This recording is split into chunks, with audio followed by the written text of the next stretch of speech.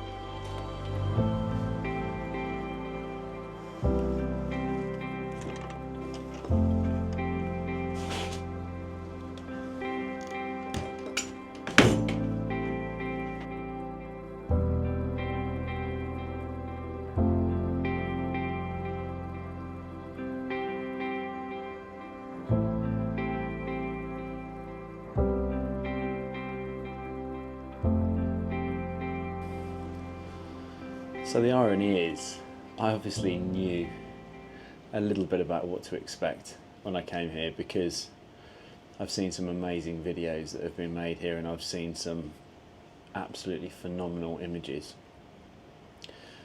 But the setup is just as good as it looks. I mean, Tim's attention to detail it blows my mind. The backgrounds, the setup, the perches, there's just so much thought that's gone into everything. Obviously the hide itself it doesn't feel like a hide, put it that way. But I'm all set up now, just waiting hopefully for the star of the show to arrive. It's a little bit gloomy and overcast, but the forecast is due to clear up a little bit, so hopefully we'll get some decent light. But even if we don't, I haven't photographed kingfishers for so long, and I've been looking forward to this, that to be quite honest, I don't really mind what the light's like, because it's just great to be back out again with the camera.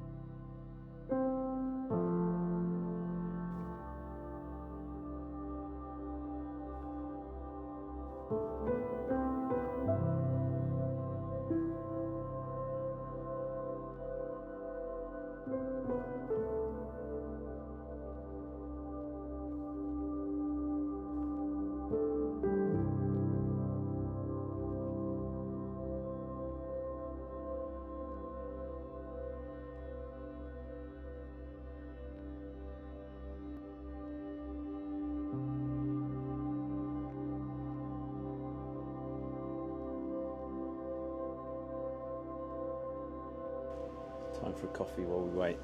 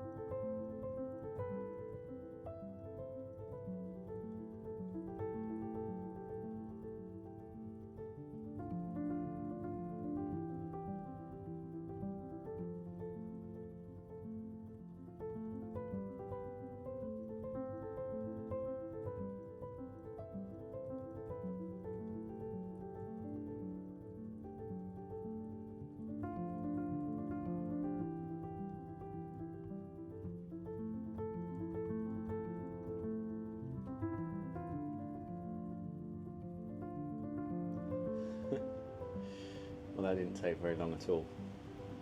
I say it didn't take very long, it took about 40 minutes.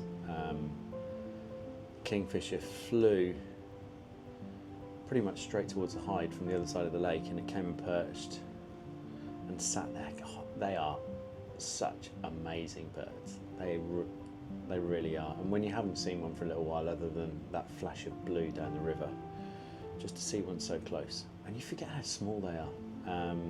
And I've seen kingfishers hundreds of times, but you do genuinely forget quite how small but how beautiful they are.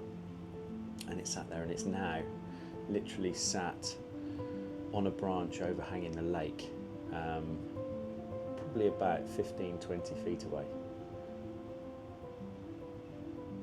I guess one of the beautiful things here is, because of the setting, because the lake is so big, because yes, there's a perch here and a pool, but the kingfishers have also got the opportunity to sit and perch around the lake as well, and it's just as nice to see it sat there as it is sat on a perch in front of me. Magical. Magical.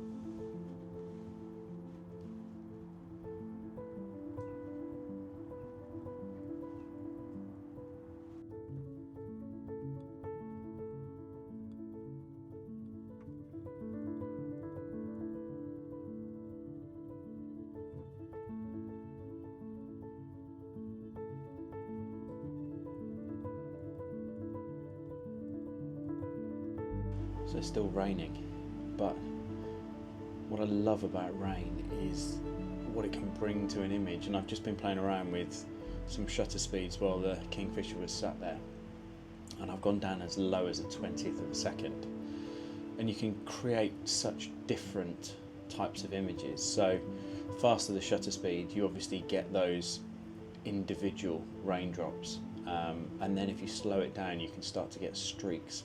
And obviously slowing the shutter speed down means that you're opening yourself up to the possibility of motion blur.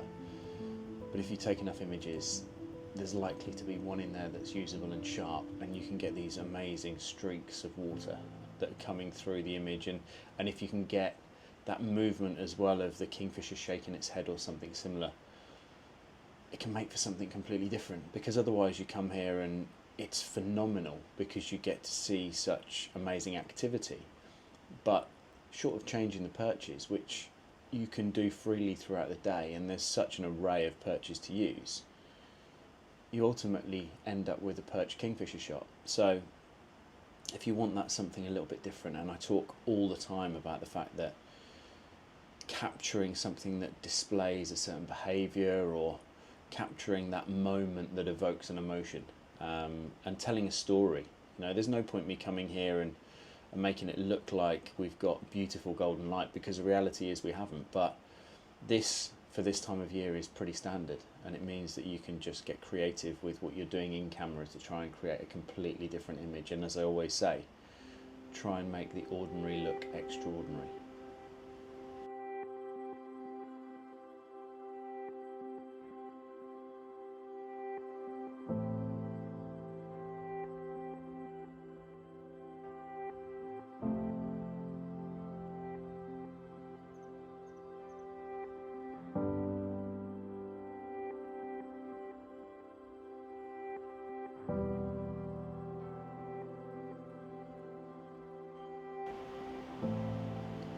So I've actually just been outside and put a new perch up, which, ironically enough, Tim was foraging this morning when I arrived.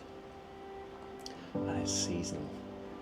It's a beautiful mossy stick which has got sloe berries on. And I probably only put the perch up 5-6 minutes ago, and the kingfisher's out there now, literally as we speak, sat perched on it. And it looks amazing.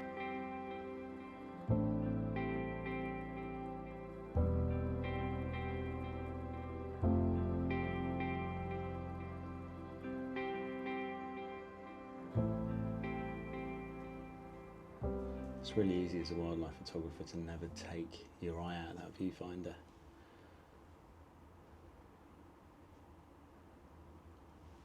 But if it's stuck into the viewfinder all the time, you only see the world through a very small postage stamp. Now fortunately the Kingfishers have been so good today that I can kind of, you know, the pressure's off. I've got some amazing images that I'm really pleased with, and I've managed to capture some footage to share with you, but it's reached a point now where I'm just loving sitting here observing and watching.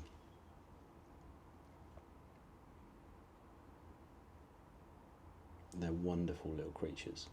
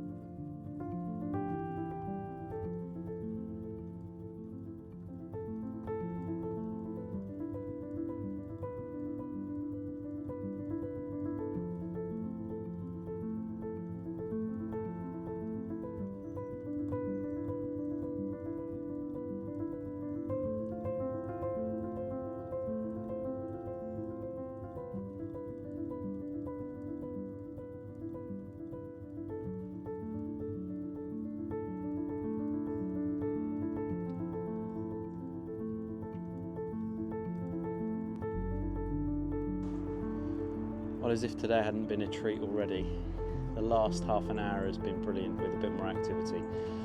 Kingfisher actually came in and perched on the top of the post that the perches are attached to, and I've seen it before but I've never captured it on film before. It sat there and you could see that it was in a little bit of discomfort, probably didn't want to feed because it had got a pellet stuck, so it sat there and started making all sorts of movements and gestures in its neck, opening its beak, and eventually managed to see it eject a pellet, which was a great way to finish the day and really interesting behaviour. So that's it, I'm going to pack up now and then head home. But what a day. It's quite hard to kind of summarise what it's been like. I know a lot of people have thrown around the idea that this is the best kingfisher hide in the country, but it is, in my opinion, and in a lot of other people's opinion too. The kingfishers are regular visitors, and they don't just come and go. They clearly feel incredibly comfortable. I know that there are always going to be a divided opinion on this type of photography, but that's every individual's prerogative, and I'm not expecting everyone to like this, to do this, but ultimately hides, when done properly and ethically, are incredibly valuable places for education, for conservation, and the way that Tim runs Staffordshire Wildlife Hides is in an exceptional way. The attention to detail is phenomenal.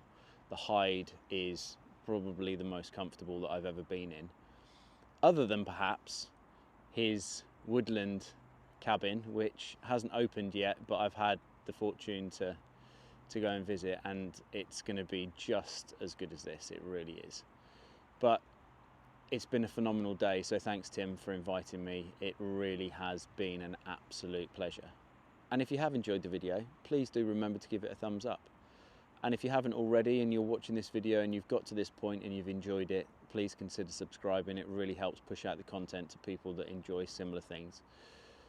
And it spreads the word of our magnificent wildlife, which needs a helping hand because it's struggling.